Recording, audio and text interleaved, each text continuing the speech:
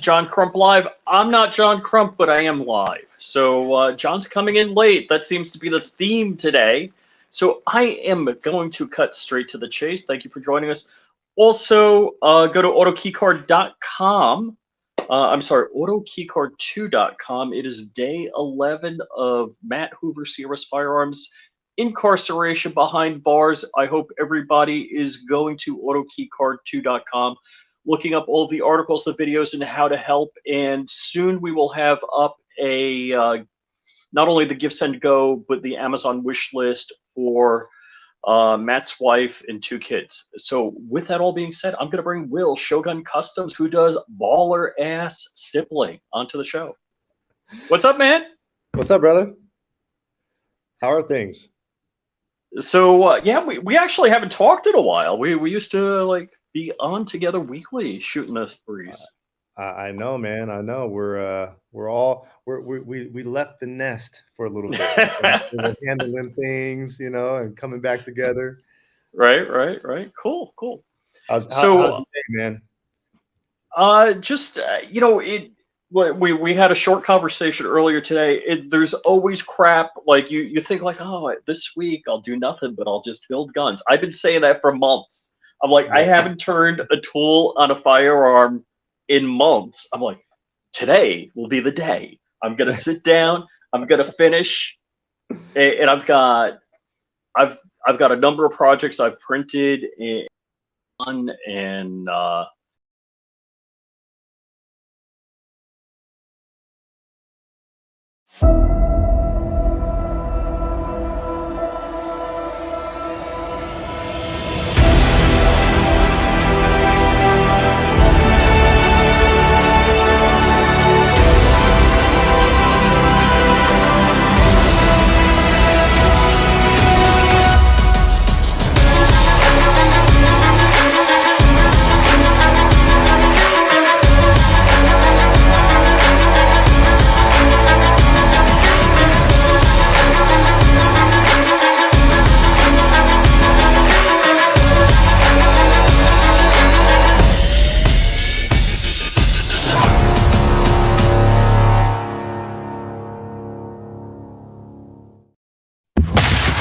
From the Black Swan Media Studios, deep inside a secret underground bunker, we're speaking to freedom-loving patriots from all around the country and the world.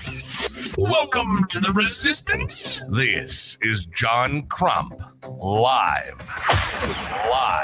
You can't start the show without me, mostly because I got to record this for the audio only version of the podcast, and I was having some technical difficulties, but fortunately for everyone here, including me, that was all rectified, and it just turned out that it was a bad power cable, which is now fixed. I guess I must have somehow hurt my power cable. I have no idea. I'm joined by our co-host, Blind Rich. What's up, Blind Rich? Crumpy, how's it going, man? Yeah, power cable issue. Yeah, always have a couple on hand. I always thought like USB power cables and stuff like that should last forever, but I realized they're consumable. Yeah, I have no idea what happened. I guess it must have broke or something. I have freaking no idea, but I got to fix that. I just had to scramble around to go find one upstairs to run back down. But thank God USB-C, right? My Switch power cable. Oh, yeah? With my Rodecaster. Oh, okay. I'm totally digging USB-C. Yeah, Switch and Rodecaster Pro 2. Our guest will be joining us shortly here. When Apple goes USB-C, there will be harmony in the universe, and we'll be all set. Apple is going USB-C. Yeah, I know, because the EU said so. Yeah. And we are joined by Shogun Customs. Sorry about that. Had an issue with the power cable. Nah, no worries. It happens, man. Glad to be here. Yeah. Glad to be here. Twice. Yeah, Will is an unbelievable stippler. He does crazy cool work. Stop it. Stop it. Hey, props are due where they're due. I'm all right. Thank you. I get around. Get around the frame. So, Where is like your most current work? Is it on your website or is it on your IG? Where's the best place to find it? Instagram. Yeah. Oh yeah. Yep. That's all the latest stuff, which is pretty much. I mean, whenever I take a new photo, it always goes up on my website as well under the gallery. But Mm-hmm. usually it's from one angle for that frame. On Instagram, it's from different angles and all that kind of stuff. So a little bit more entertaining. I'm looking up because I had your website up and queued up and ready to go. Yeah. So do you want to tell us how you got started, your origin story in stippling? Yeah, man. I never get tired of telling the story either. So back when I was living in California, I worked at a couple different gun shops, and I got to this one gun shop called Gunfighter Tactical. Wonderful shop. We were doing retail, but also we were a custom shop. So we were doing engraving, holsters, Cerakote, and stippling. Well, when I got there, when I moved from from a different gun shop, they just had me on the retail side of things. So I was just, selling guns, working the gun counter. And we had a guy that stippled. And I'd always watch him, And I was always thinking to myself, you know what? I feel like I could do this, And besides that, it was always a curiosity of mine anyways. Before I got into the gun industry, I was always saying, man, I want to, well, first it was, I want to get my gun done. I want to send it out. Then I'm like, man, some of these guys are charging, $500, $800 even, for a frame. I was like, man, I just don't have that kind of money to spend. So never got a gun stippled, but I was always interested in it. And I figured one day I would just learn, right? So when I got to that gun shop, I would watch our stippler, and he ended up leaving. He had to go back home. And for a little while, the one of the owners of the shop was doing the stippling, and he hates it. He does not like the stippling part of the custom work. He would do all the Cerakote work, and he would build guns. And so in the meantime, while he's doing that, actually a little bit before our stippler left, I was already practicing in the garage. I was working on A2 grips because we literally had a barrel full of A2 grips, and my boss was like, dude, take all you want, practice all you want. So I'd come in there with the little grocery bag, fill it up with grips. That one's cool. That's a custom paint job I put together. So under different lighting, it actually has a different hue to it. But anyways, yeah, I can see. So yeah, I was practicing, but you know what, man? I went on YouTube, tried to look for some tutorials, and although you could find some information, I wasn't finding everything that I needed to learn. So I gave up. MC, what's up, everybody? I see Kurt's in there. Sarge, what's up, bro? So lost my track of thought because I do that. But, so you said you gave up. Yeah, so I gave up, and my boss knew that I was kind of experimenting in my garage on A2 grips. So, he comes forward one day and he's got just the frame, and he's holding it up, and he's like, "You ready?" And I was like, "Ready for what?" And he's like, "Stipple it." So I'm like, no, I gave that up. I haven't even practiced in probably a month, maybe even more. He's like, "Dude, it doesn't have to look pretty." And I confirmed that with him. I'm like, "Are you sure it doesn't have to look pretty?" And he's like, "Dude, just burn it." And I said, "All right, fine." So I got the standard, OT defense waffle tip, and I did a Glock 34 frame, man, and it came out like shit.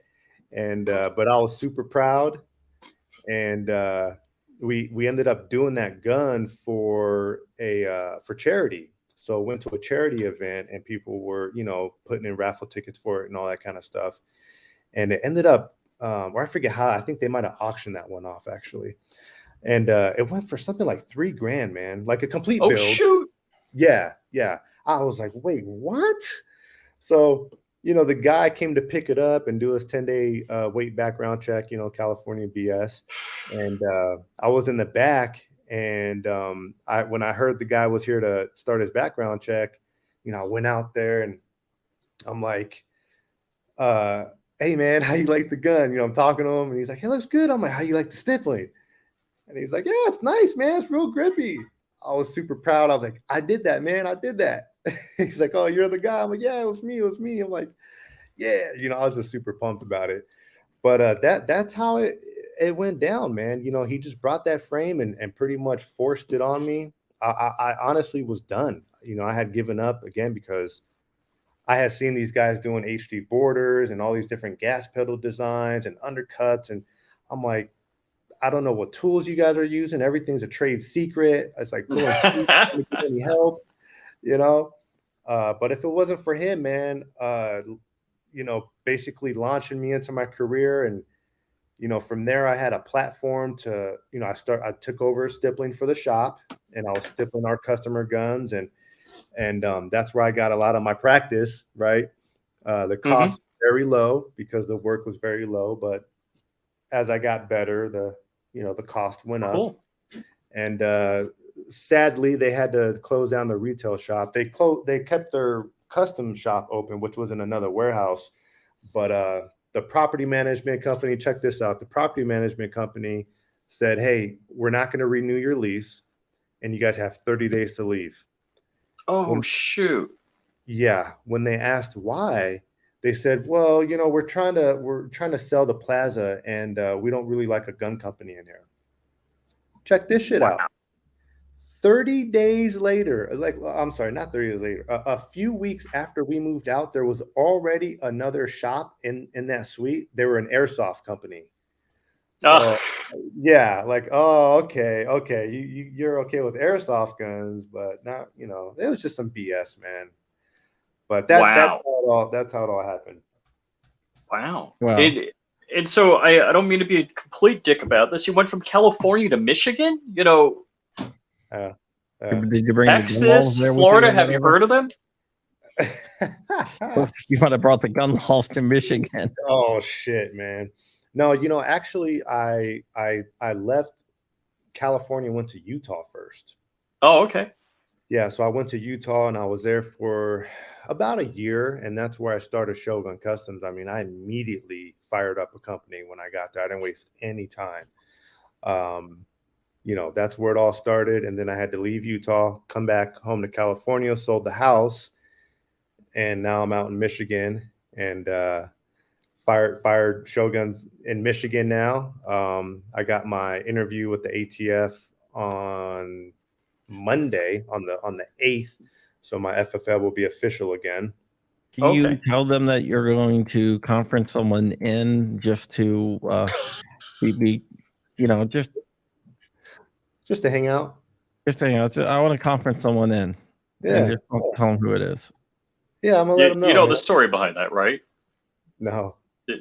So the ATF is not allowed to talk to John Crump. Okay. Please. So where was the gun show, John? Chantilly, right outside DC. So he goes over to the booth and he's like talking to the guys, and then finally they ask what's his name, and they say, John says John Crump, and they're like, we're not allowed to talk to you. And they left the booth. Yes. Nice. Yeah, I got a picture in the booth. Dude, I'm just chilling in the booth by myself. So they're a big fan of yours, basically, is what I'm hearing. They blocked my number. So the other thing that John did, you bought what, 31 pistols?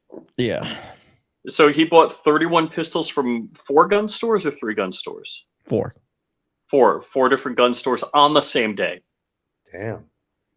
Because he wanted, because one of our viewers, the guy Nick, was Nick, right? Nick was they showed up. Nick was another one. That Nick was the rare breed trigger. Oh, okay.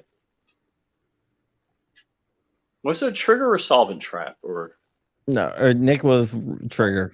Solvent trap was another guy. Oh, okay. Well, one of our viewers, bought a couple of guns at a gun show. I might have the name wrong, and the ATF shows up. It's like, hey, we want to see them.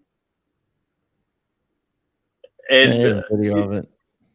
So John figured he'd bait the ATF to his house by buying, He didn't want to talk to him 31 at all. guns in a day. So- You know what? And guess what? They never showed up. Oh, really? Really? Go figure.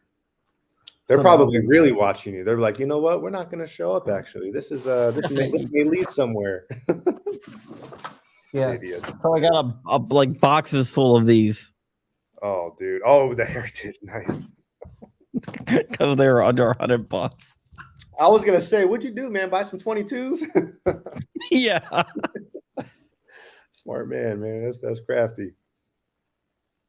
So, well, I'll let them know. When they come by, I'll say, hey, you know what? I have a person that wants to talk to you guys and just hang out. You're okay with that, right? And I'll just turn the camera, bam, and you'll be there.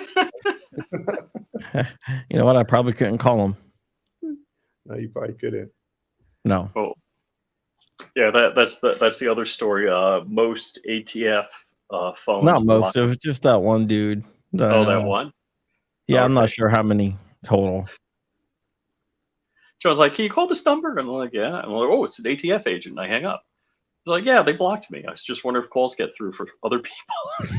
Damn, dude. I wonder why. I mean, why aren't they allowed to? Okay, so I'm not really understanding. So what happened? Why don't they want to talk to you? Bad breakup. Oh wow. Wow. Because I air their dirty laundry and make them look stupid in front of Congress constantly. There you go. Okay. Like constantly. You know what's a trip, man? Working at 2 gun shops, going through audits and all that kind of stuff. I never talked to the agents when they came in. I was like, you know what I mean? Like I just would walk right by them and like not say a word. But having my own FFL and having my own ATF rep, and I had mine out in Utah, and then I had a temporary one in San Diego because I thought I was gonna put my roots back down there.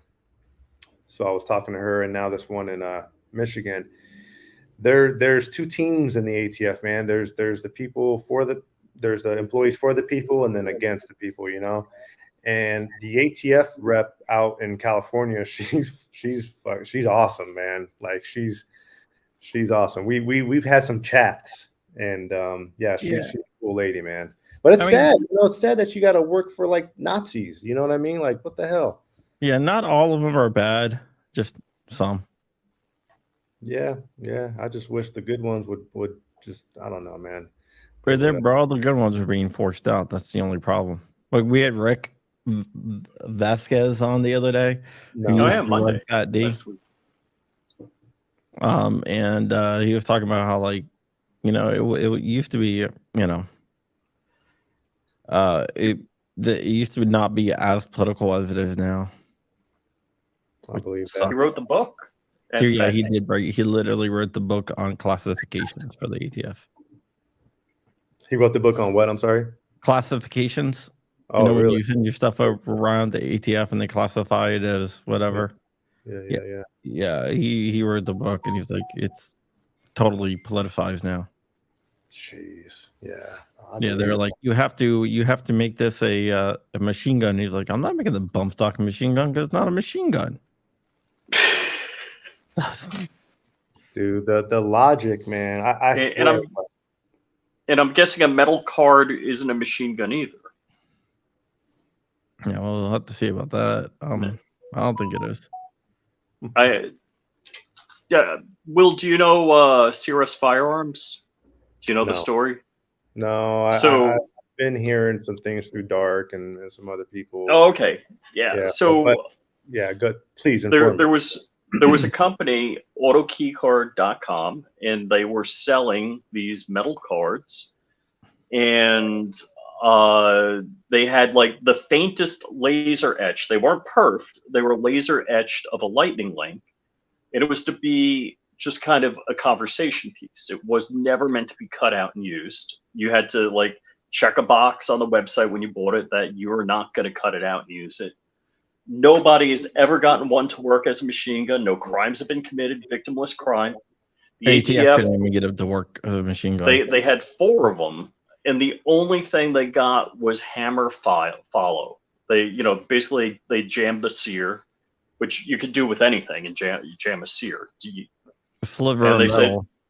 and so they declared it's a machine gun.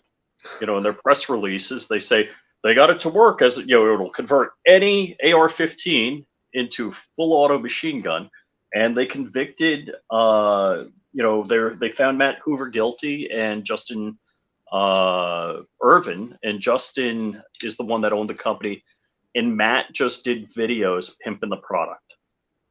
Just like, hey, I'm sponsored by AutoKeycard.com. Here's the key.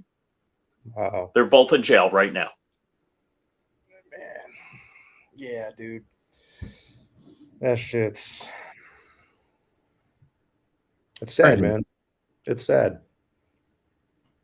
They can do, dude, they can do whatever the hell they want to us. I mean, you think about it, like, we talk about Shogun Customs. Ron, come on, baby. Shogun. See that? Badass logo, by the way. Oh, thank you, man. Thank you. Yeah, we're in America, man, the freest country in the world, right? But you think so? We have yeah, that illusion. That's what I'm alluding to, actually. It's literally they can do whatever the hell they want to us, man, at any point for any reason, and just say, yeah, it's a matter of national security. You're coming with us. Nobody knows anything, man. It's just the lobbyists run this world. The bankers run this world. It's just it's wild, man. It's wild. Yeah, it's just, I'm always so shocked when I hear about these crazy cases, and you think it's something you read about in the paper, and you're like, yeah, wow, that sucks. And then when it's a friend of yours, it's like, whoa, wait a second. For me, it became real when, you get the ring on the phone, and it's like an incarcerated individual from blah, blah, blah. It's like, oh, man. It's like, yeah, that's as real as it gets. Yeah. Like slap in the face. Whoosh, it's here. But I guess the question is, are you going for an 0702 or just the 07? 07. Yeah. What's the because I lose track. What's the 02 get you? You manufacturing. I'm sorry? You can manufacture. I could do so you that can build stuff. It just got so quiet. Yeah, I can do that with an 07. Oh, well, full auto stuff.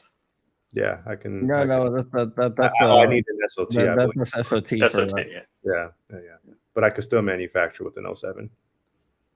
Yeah. An 07 is manufacturer of firearms. A type 1 is what Rich is thinking about. I think just gunsmith, I believe, is a type. Is that what type 1 is? Dealers and gunsmiths, yeah. Yeah. Okay. Yeah, I lose track, man. I've read up on it so many times, but it's just things I don't retain. I'm like, whatever, I'll just Google it. That's the problem with having such quick access to information these days. We don't have to freaking use our memory cells. Oh, no, not at all. Yeah. The 02 is like the SOT class 02, I think Rich is talking about. Oh, okay. I was when I was in Utah, I discussed the SOT with my agent out there, and she was just, not only was she convinced, telling me I shouldn't do it, but my old boss in California was like, it's really not worth it, man, unless you're going to do this, and that. And I was like, well, I'm not. He's like, well, then just don't do it. But I don't know. I may do it this time around, man. I would do it. Yeah. See, I would do it, but I don't want to do it out of my home. And it's like, I really don't. I mean, I would be doing it for fun, more or less. There's a couple of. So, like, a friend of ours, Hank Strange. I don't know if he's an 02. I think he might be, but he's a YouTuber, and he does an FFL, and it works because then the companies can just send the gun to you instead of going through an FFL, which kind of gets to be a pain in the butt. But you get to have business hours and all that other good stuff. Yeah. I mean, if you want to take on that kind of stuff, then I just kept it simple, man. I just said, look, I just want to stipple frames right now. But I have been thinking, I get this email from a company. It's like, have your own receiver set, and it's like your logo here, and it shows an AR receiver set. And I'm like, man, I get itchy when I get that email. I'm like, should I do a Shogun lineup? Have my own ARs? Right. I may do it in the future, man. Why not, man? Yeah. Especially, I just ordered a 60-watt MOPA laser. It'll be here in a few weeks. Oh, nice. And I can go in there and laser on stuff, and yeah, okay. We have a good friend that does a lot of laser work. Who's that? Frag Out Designs. He just emailed me today. Tell him I said hello. His stuff is insanely good. Yeah, dude, I was having trouble with a file not going over to EasyCAD, and I've seen him in our circle. I was like, dude, I don't know where I've seen this guy, but I know he's in my circle. So I just shot him a message on Instagram. I said, hey, man, I think we know each other. We got a lot of same friends, 13 mutual friends. I need help, bro. And he took a look at my file, and he didn't tell me what was wrong. He just said, here, it's fixed. And he sent it to me. I'm like, no, man, oh, shoot. Tell me what's wrong with it. Where did I fuck up, But, yeah, so he's a good friend of yours, huh? Yeah. He does, he's really cool stuff. He did a lot of my, let's see here. I might have a bunch of magazines for you. He lasered up some magazines and like that intro logo. He did. Yeah, I mean, he does good work, man. He does good work. Oh yeah, he's crazy good work. I love his videos. He does a lot of cool videos, a lot of cool stuff on YouTube and Instagram. Hold on a second. My wife just came home, and the dog loves my wife. Chelsea. Okay. Hold on, my wife's gonna be one. She's in here, and I'm streaming. Man, you better put some bass in your voice when you say that. Yeah, hold on. She's streaming. There you go. I'm streaming. There you go. Frag Out. Hold on. Let me get the dog up here. Hold on. Right, good. It's right here. Come on, dog. Oh. Yeah, check it out. Here it is. Oh yeah, nice. Yep. Yeah. Yeah, I found Frag Out on YouTube just organically, right? And when I followed him, and then just kind of going through shows like this and popping in and watching other people's streams, I saw his name. I'm like, damn, we got the same circle of friends. It's kind of cool. Oh yeah. Yeah, he's a really good guy, and he knows his laser stuff, but he can't laser hot dogs. No, we tried it. What is it? He has a fiber laser, and you can't do that with a fiber laser? Yeah. Yeah. So it was funny because that was a joke. I was joking on some of his Instagram and stuff like that. I'm like, what about a hot dog? So he set up a hot dog to do on the show, and it wouldn't work. Which it's like he's burning metal. I'm like, how can a hot dog not work? What's going on with that? Right. You can even put a piece of freaking paper and it won't burn. You're like, how are you? What? I don't understand this science, man. What's going on here? Yeah. Eagle Run. Yeah, man. I got the laser ordered, man. I'm pretty excited. Last week we on the fence. Good. So what's it cost to get into lasering? Like what? It depends on what you're getting. So speaking of that, I could have went the like the $3,500 route, but I can't ever do things on a small scale, man. So I got a 60-watt MOPA laser with a what they call a Cyclops camera, and I have the ability for another upcharge to do 2.5D lasering. So it came out to just a little over $9,000. So the camera is to position. Yeah, it's badass, man. So basically, you put an object under the camera, which is, it's built into your laser, right? So you put your object on the what's that word? Workbench area, workspace. Okay, and your design, normally when you light it up on an object, it's just the outline of everything, and you're having a hard time lining it up. Well, with this, you look over at your computer and it's got your actual design on the actual gun. on the screen, so you can look and see exactly how it's going to lay on your object and exactly where you want to position it. It's just going to make the workflow a lot easier, a lot faster, more efficient, and all that.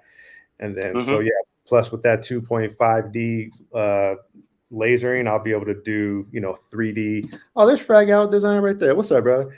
I'll be able to come out there. I'll walk you through the process on what I did here. I appreciate you, brother. Thank you. Hey, I told you we had the same circle of friends. I'm like, where do I see this guy's name all the time? Yeah, he comes on our show from time to time. Beautiful, beautiful. So yeah, man, I'm super excited about that. I know the learning process to be able to laser in 3D is going to be super tough, man. I'm not the most technical person, but I learned pretty quick. I mean, shit, I taught myself DaVinci Resolve with video editing, Adobe Illustrator, on my free time. So but I know it's going to be tough, man, but I'm excited because my laser textures will be 3D, and I don't know if anybody out there is doing that right now on frames. So I'm super pumped. So you're going to stipple with a laser. You're going to stipple the grips. I'm going to do hybrids, man. Absolutely. The panels will be, lasered, and the front back strap will be hand stippled. So yeah, I've been drawing up a whole bunch of border layouts. I got some cool stuff coming. Because I think of laser typically metal, people doing engraving with the metal on that. So I just was figuring that you were going to do slides with a laser and stippling by hand. I'm going to do hot dogs even. Yeah, one of the things about stippling is I've seen some really good stippling jobs that look really cool, but I've seen other ones that look like absolute crap. Yeah, I mean, it's just. So how long did it take you to actually get good at it? Man, I mean, we are now. I hate to sound so cliche, but it depends on the person, right? We all have our innate ability, right? With anything in life, be it, if you want to be a damn race car driver, you want to be a martial artist, you want to be a stippler, right? You're only going to get so good. So my learning curve, for some reason, thankfully, was super fast with stippling, man. I mean, I don't know, man. It came natural to me. I just needed like a few answers for everything to kind of go, and then click and go, okay, I got it. So I want to say within the first couple months, man, I was already like we raised the prices at the gun shop. They're like, dude, your work is like worth more than this now, so we're going to up the prices. Within a year, man, I was already being told that I should charge over $500 for my framework. Wow. I wasn't, but for people in the industry who do what I do to tell me, dude, you should be charging these prices. It was very, very nice to hear, man. It was very encouraging and affirming, right? Because we can all kind of think like we're the shit, right? Oh yeah, right. We're biased, right? We love what we create, and sometimes you kind of see through a different lens. The reality is diluted a little bit, right? So it was just nice to kind of have that confirmation. So it just depends, man. I mean, I caught on quick, but I've seen some people in the industry for 3 years now, and you can tell they've plateaued, and their work is worth about $300 a frame, right? Yeah, it just is what it is, man. Kurt, no, we're both in Detroit, man.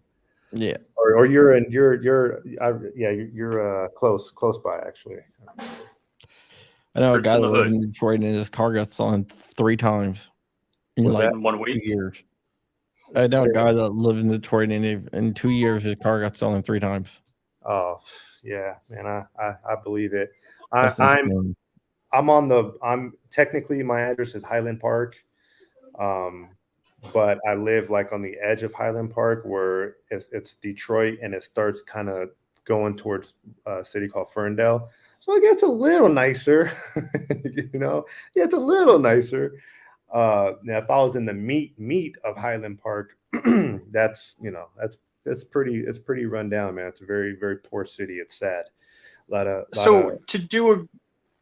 Because the grip is the firearm, I don't know what Michigan firearm laws are. What do you have to do? Like, how you take it in, you got to put it on the books, you got to. Oh, that's the same as any state, it's a federal thing, right? I have my A&D books. get a frame, I bring it in, log it into my books. Once I dispose of it, I gotta put that down in the book too. So it's no different. Rich wants to airborne. I know he'll crash into another house. Ooh. Rich has hit 2 houses in a car in an airplane. Not the same accident. Two Rich. different accidents. Seriously? Yeah. Oh, you didn't know that? Oh. So what are you flying drunk, Rich? No. What's going on? How'd this happen, man? Just mechanical issues. Mechanical issues, huh? He built the plane himself, so. And I did the work on it. I mean, I maintained them. I didn't build them. Boy, I don't want to maintain your airplane. I put like the autopilot and the navigation communications radios in. Those have never How's that failed. working for you? I like Bob's comment. You're trying to use the force. That's what it was. Freaking gravity. Yeah. That's fun. So, when you open up your gun shop, you're going to be doing all this custom work. Are you going to be doing any local or just all through internet people sending you their guns? You know what, man? It's going to be whatever it ends up being. I mean, I don't have a brick and mortar. This is my shop. It's not at home. I actually rent out a space, but most stipplers, I mean, most of us, we get our work from across state lines, just all over the country, you know. Mm-hmm. Some of us are blessed to have like an account locally or some really loyal customers locally, but man, I'll take frames from anywhere. I don't care, right? If people locally want to come by, they can come here and we'll chat it up. And yeah, that's one thing that I really miss actually about, not having a brick and mortar is when I was in San Diego. Man, I used to come in on my days off when I knew a customer was going to pick up their frame because I wanted to see the look on their face. Oh, that's cool. You know, yeah, I wanted to be there to hand them the frame and say, "How do you like it, man?" Just look at their face and hope it glows. You know what I mean? And I miss that, man. I miss that interaction and, you know, making people smile. Like I like to make people feel good. I like to brighten up their day, you know, and it, you know, just, I miss that. So anybody local, come on by, you know. Yeah, I mean, it's really cool. The stippling it's a way to make your firearm your unique self. Do you have any like set designs you have? I know I was working with one guy one time and he had like this design, or you could pay him extra and he will go all ham and go totally custom. Yeah. First, before that, my man Bob, go with the wall ink. Hold on, I always forgot to say this. Wall link. So WAL link. So they look like this. Okay, go with these. These are the best burners. Don't do the walnut hollows. Not that there's anything wrong with them. They just don't retain the heat as long as those. So to answer, I think show them what that thing is out of the box. I got you, Eagle. So to answer your question, I believe I have the most textures in the industry, to be honest. So I have like over a dozen. Actually, I have a dozen that I advertise, but I have more like in the pocket that I don't even mention, right? When I was waiting for my FFL to be official in Utah, I had to utilize my time, right? You know, I don't like to just sit around and do nothing, but so I was hand filing all my own tips and creating my own tips. So I have 12 textures on my website, but 2 of them are shared, or 3 of them actually are shared throughout the industry. They're kind of like your run-of-the-mill textures. The rest of them are exclusive to me. I haven't seen anybody with those patterns yet. I'm sure it'll happen, but I have everything from you won't even feel it to it'll tear your skin off, right? Well, not that aggressive. I'll pull out the waffle tip if someone's like, dude, I want to lose skin cells. All right, I'll pull out this ugly waffle tip design. But I have something I call my combat texture. that's probably the most aggressive one. I kind of rate it like as an 8 or 9 on the aggressive scale. You know, it's just starting to get to like, okay, this is biting pretty good. You know, it's not uncomfortable, but it's biting nice. Now, are you going to be able to make tips with a laser? Yeah. Yep. Yeah. In fact, I had a couple tips made for me by somebody with a laser. Oh, cool. And then the rest I just hand filed myself. Gotcha. Yeah. Now Dark always talks about somebody throws. What's the way to say it politely? Like somebody throws like in the stipple pattern just one unique. Oh. Like a baseball bat in the balls. I had a feeling you were going towards that. Yeah. No, I don't do that, man. I don't do that. But I'll tell you what I did do. I was stippling a customer's gun in San Diego, and he was a really, really good customer. I wouldn't do this with anybody else. Like, he would hang out with us. I invited him to my birthday party. He was military, and he was in from Texas, and I was like, man, it's my birthday. Come on over, you know. But I stippled a can I say it? You can say whatever you want. I don't care. I stippled a dick on his grip. Before I took off the texture, before I prepped the frame, I stippled the dick on it. It had a curve to it and everything. Man, it was brilliant. And I sent it to him. I was like, your gun's done. And he was like, that's messed up, man. That's messed up. And I showed it to my boss, and he freaked out because he thought it was irreversible. He's like, you can't do that to his frame. What are you doing? I was like, dude, I haven't even prepped the frame. So, like, you take that off? I'm like, yeah. Are the materials different? Is like a polymer 80 different from a Glock, from a SIG, from fill in the blank? Mm-hmm. Yeah. So there's different heats and different, times that you're going to be, pushing in on the. Mm-hmm. Yeah. The SIG frames are very fibrous. They're hard they don't melt as fast and as pretty as a Glock. Frames that are less glass filled, like the Springfields and the Glocks, of course, those things melt like butter, man. They melt like butter. Yeah, and they cut nice and they polish nice.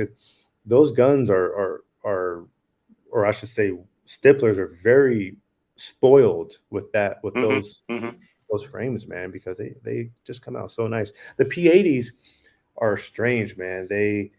When you take your bit to them and you cut in your borders, it just disintegrates into powder, So really, yeah. So you really got to wear a mask, man, because it's just floating around everywhere. And they melt aggressive. So the thing is, I have to let people know. They're like, oh, I want like your optic. I want your optic texture. Well, just know it's going to be more aggressive on the P80. Are you okay with that? I want to dial back. Okay, well then you're going to want to get this one, because it'll be fun on the P80. So yeah, you got to learn it all. It's experience. So you just had to practice on different types of firearms and stuff like that, basically. Yeah, and what would happen is if a customer sends me a frame that I've never done, I'll just tell them I'll be upfront and honest from the beginning on the phone. I'll say, look, man, if you want to do this, you got to send me your frame, and I'll tell you what, I'm gonna have to do a few little practice like presses into it so we can find you a pattern that you like, And afterwards, I'll go through and I'll sand it all off. So what I'll do is I'll take like 4 different patterns that they want, and I'll burn them all into the frame, and then I'll send them a photo, and I'll say this one didn't burn very well, because it sucks, man. Because I don't know if it's because the tips are just too intricate or what, but not all polymers will take all my tips. So if you go on my website and you go under like P80 or Strike or Springfield, whatever, you'll notice that it's not the same textures across the board offered for all frames. Some of them are gone. They're not on the list, because they look like crap on those frames. Gotcha. So did you have to test them all out and figure out which ones suck, and which ones are cool? Yeah, even with the colored frames too, because some tips. Yeah, you can take a P80 and have different colored frames, and one tip will work on one but not the other. It's just like that's interesting. And it's like that with Glocks too, man. Some tips on a FDE Glock, they're beautiful, man, and they're nice on a black frame. But when you get it to the a 19X frame, you're like, oh my god, that looks clean. It's Yeah, that's really cool. Yeah, color can affect polymer. Yeah, I never thought about that, but I guess you're right. Yeah, because you're adding chemicals and everything else to get that color, which can. Yeah, I have a friend that used to own like the largest plastic manufacturer in the country. So he can look at a plastic. It's really interesting. I look at a plastic and be like, oh, this is such and such plastic. Oh, sure. Like, well, how? I can feel it. What? Like, I feel like different things like feels exactly the same. I'm not talking about like PLA or ABS. It's like, it's like this is such and such chemical makeup, blah blah blah. Yeah, that's like I can't feel crap. That's a real nerd right there. I like when people nerd out on their craft like that, man. Like I always use that term in like a respectful manner when I say, "You damn nerd," Like I like when people know their craft inside and out. You gotta respect the nerds, man. You gotta respect it because they know it. All the science behind it all. Yeah, I mean there's a lot of science with polymers. People don't realize polymers is just not one thing. It's it's a combination. The combination. Yeah, the colors change the chemistry and how it reacts. Yeah, it's not like a polymer. It's just not like polymer is like one thing. Polymer is like a category of materials. Right. I didn't even know that when I first started out. I was like, yeah, I can stipple this. I'd grab it. What the hell is happening? I had to learn the hard way. Have you ever worked with 3D printed frames? I have not, man. I have not, but I will be soon. Actually. Now, did you get a bamboo or? No. But me and Benchy are working, for the Freedom Crew. Mm-hmm. Yep. So, because I'm gonna need my own frame, to teach on, so I need to know how it's gonna cut, how it's gonna melt. So once Benchy is done with the prototype, we'll see how it burns. Yeah, and you can pimp Freedom Crew University. That's cool. Speaking of, yeah. So Freedom Crew University, we're for my classes, it's the frame's going to be a little bit different. So we have one of our guys making a frame. He'll send it to me soon, and then I'll start cutting away at it, sanding away, melting it, and see how it works. And if all goes well, then basically when you join any one of our classes, you'll get those frames to practice on. And if you're in my class, I know that it's going to cut, sand, polish, burn good enough. That way you can have close to a 1-to-1 transfer when you get to a real frame. Because practicing on your own frames is for the first time kind of scary. So we want to be able to provide you guys with a product that takes all that stress away from you guys, and it takes all the fear out of it, right? So soon. So we'll see. That's really cool. Mm-hmm.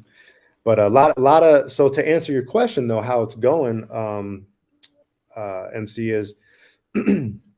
It's going really well, man. We have a shit ton of site members, man. And, when we launched that thing, man, we pretty much were under the impression that we had the greatest idea on the planet. You always do. Right, Rich?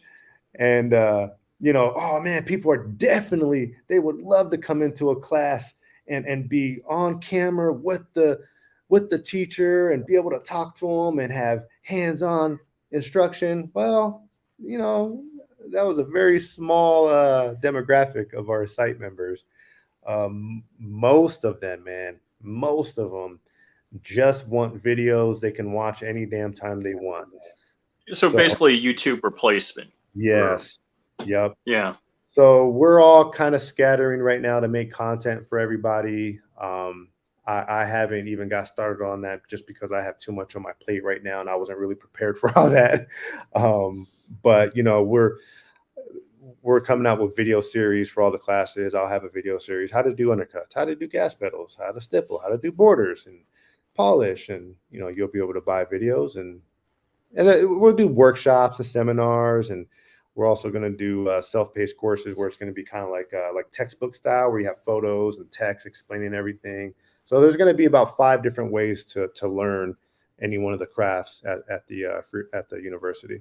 What type of crafts are there besides stippling and I know like 3D printing? So there's Glock building, right? So if you have any 80s, you learn how to cut them, how to build them the correct way, right? First time quality, right? Yeah, Rogue Banshee's got 1911 stuff, man, and like SIG stuff. Mm-hmm. Yep, AR stuff, AR build classes, AK build classes are coming too. 1022 classes, you know, stippling and 3D printing, and you know. So we got a lot. You just said 1022. I have not 3D printed a 1022, and you can print the receiver. Man, I so tell I'm you, like, the future, man. I mean, it's getting so crazy. I want to get into it. Yeah, the bamboo and with the Saint Smart carbon fiber nylon, it's not that expensive, but it's like super rigid. It's a really good product. I mean, it's stupid fast. The things. Hold on, let me see. I printed. Let's see. This was like my first draft. It's a ball head. It looks like it was injection molded, and that wasn't even like low speed, fine quality on the bamboo. It just some unbelievable quality on that thing. What is that used for? So like a ball head to mount a camera on. Oh, okay, gotcha. Nice. But hold on, I'll get the rest of it. I don't want to see why I changed my mind. Yeah. At Freedom Crew University, I've done some videos on this. I'm sorry, brother. What did you say?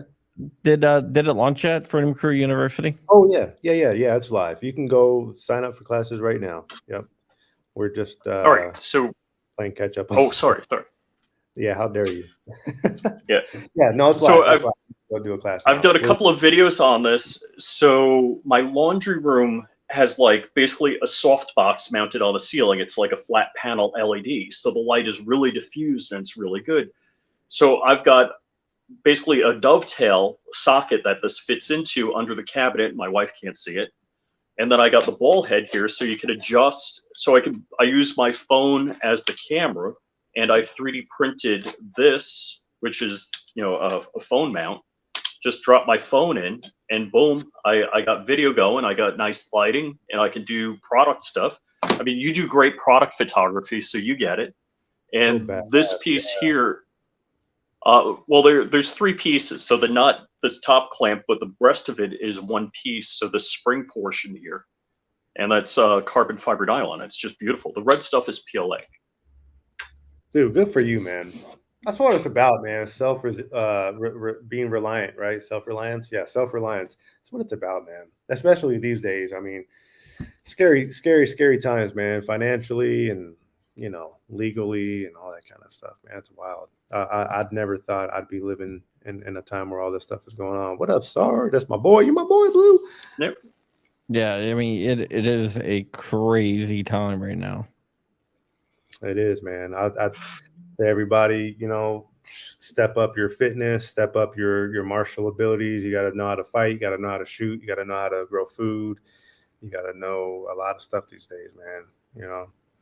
Yeah, I kind of pivot between I'm mad at how much property I have and then mad that I don't have enough, because I have more pretty crap growing on my property as opposed to stuff I can eat. Right. I mean, and you're you know, I'm in a position in life right now where I can't even practice what I preach, right? On stuff. So it's tough. It's tough to do. It is, but you know, a lot of change in the last, you know, year and a half or so, man. A lot of change. I mean, from going from California to Utah, back home, selling the house, coming out here, and you know, this isn't even going to be my final resting place, you know. But I'll be around for a while. But I got, you know, I'm putting pieces together. You know what I mean? Self-sufficient. Thank you. Yeah. Yeah, I mean, That's there's a lot of skills. Thank you. A lot of skills we need to collect and practice on. And I'll tell you the other thing is that skills you have are perishable. And for me, it's really like I own it. Where the frick is it? Like, it's like I got radios, I got a first aid kit. I'm not sure what's in the kit because I haven't seen it in a while. It's like you really got to break out that stuff, look at it, get familiar with it. Like, hey, are these things aging out? Do I need new chest seals because they aged out? Those kinds of things. Yeah. And you got to stay on your game, man. But it's tough. It's tough. And I love how Dan Bongino says it. So he's selling, I don't know, whatever prepper food. But he always says, hey, the best day of your life is when you didn't need it. I'm like, you know what? Good point. Good point on that. That was a good point.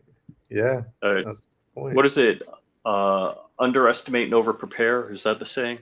Did I get that right? Or somebody needs to know that cliche. Sounds about right. Yeah, sure. I like one is none, two is one. No, yeah, that's what's Rick says that about iced teas. CMC. Yeah, man, you're right. It is perishable.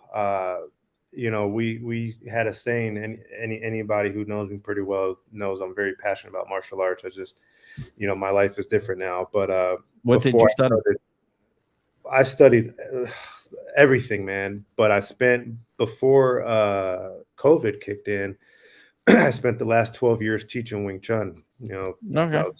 Certified Sifu. So I had my whole lineage going on. That too, frag out. So official and all that, and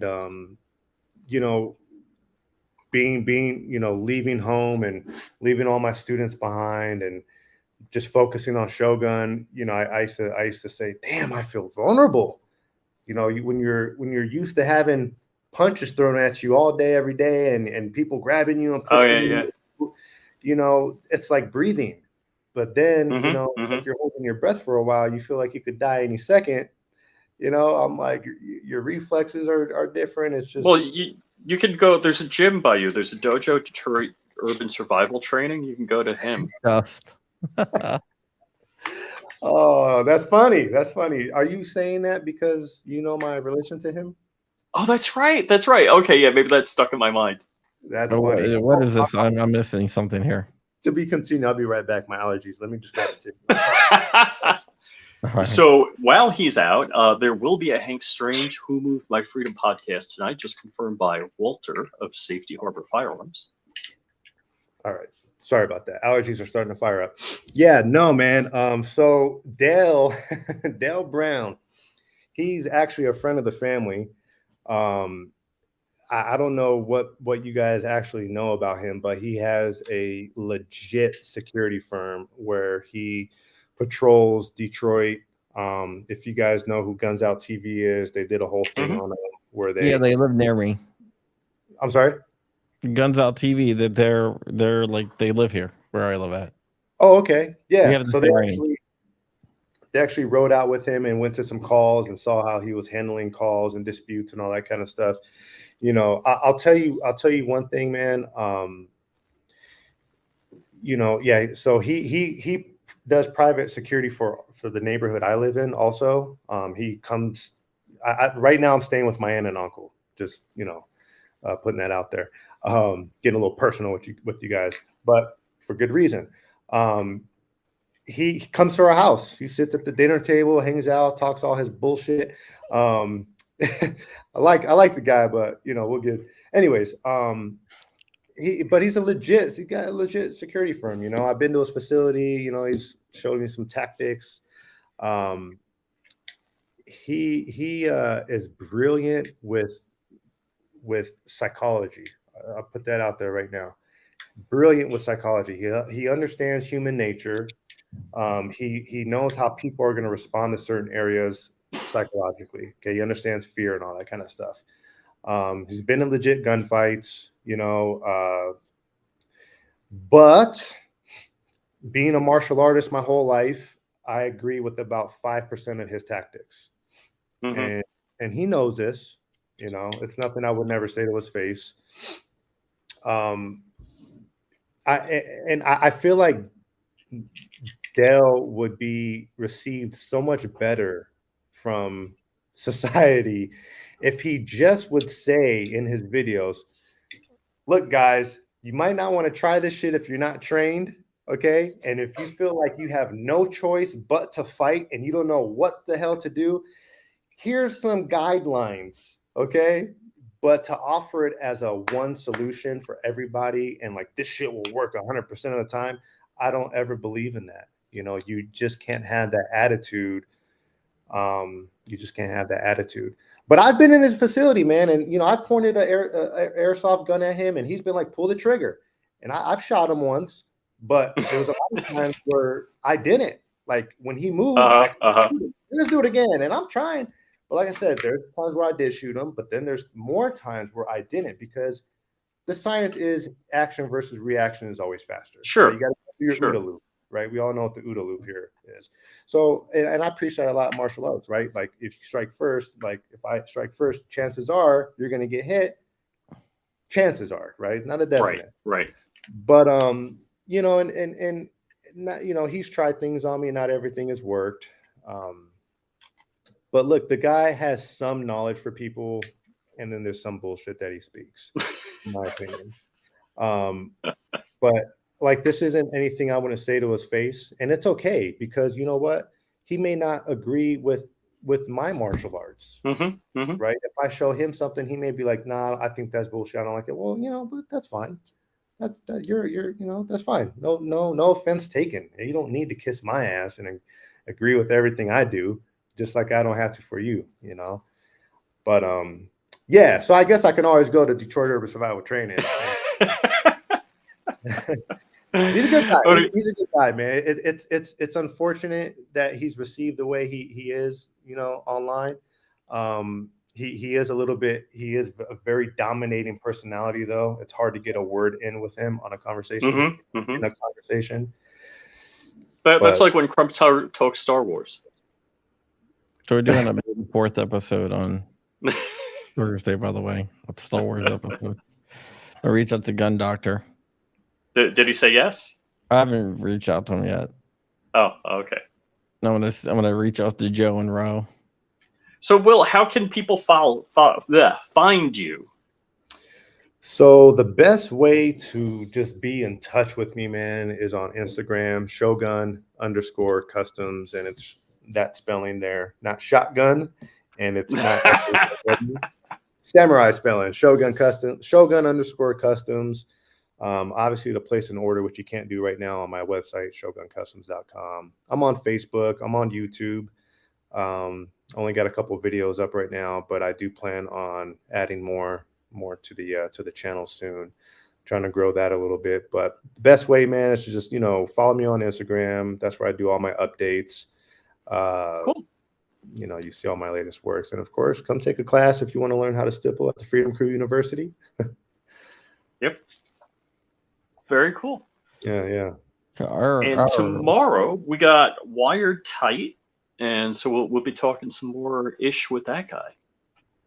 And I am going to apply Rich for the position on Go Island for like a year. Go Island? What the heck is that? It's the most isolated place in the world. They're looking for someone to go there and study birds for 1 year. Okay, I'm cool with that. What's the pay, man? Yeah, that's my next question. It's British pounds, so it's 25 to 27,000 British pounds. Oh, sweet. Oh, awesome. A week? A week? No, that's for the year, but it's like you get to stay there for free and you get food for free because you're the only one. You're gonna be the only one on the island, and I think you're 1,500 miles away from the nearest island. The nearest other populous. So you'd be 1,500 miles away from the nearest other person. Mm-hmm. You know, is Netflix included? I'm pretty sure they don't have internet down there. No, you got to take a volleyball. Elon Musk. Wilson. Wilson. You got to do what you got to do with that volleyball too, man. You know, make sure you bring a knife, cut out a nice hole, and you know, you might have to. Yeah, All right. subarctic and Do it's birds 1,500 really miles away. explode when you feed them rice? I think that's just BS because the No. guys cleaning up at the church didn't want to sweep up rice. Yeah, that's not true. Oh man. They don't have a landing strip. They bring you in close, and then they fly you over with a helicopter and drop you off from like a boat. Wow. Hey, you know what? Nothing escapes the internet.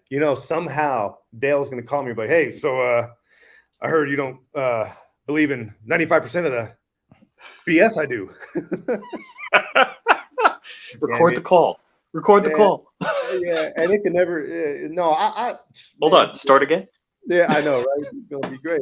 Yeah, no, Dale's cool, man. I got no issues with him. We can't all agree on everything. You know what I'm saying? Like that's just BS. Like everything. Let me just be on your fan club. No, it's just that's the way it is, man. All right. Well, thank you for coming on. You can follow Rich always at Flying Rich Firearms on YouTube, MySpace, Flying Rich _official on Instagram. Also, check me out wherever I am. You guys know where I am. So At the ATF booth. At the ATF. Well, Yeah. In an ATF.ca near you. I appreciate you guys having me on. This was a lot of fun, guys. Thank you so much. Cool. All right. We'll see you guys tomorrow. All right. Take a nap. Later, everyone. That's like Call of Duty. Bye. There it is. Call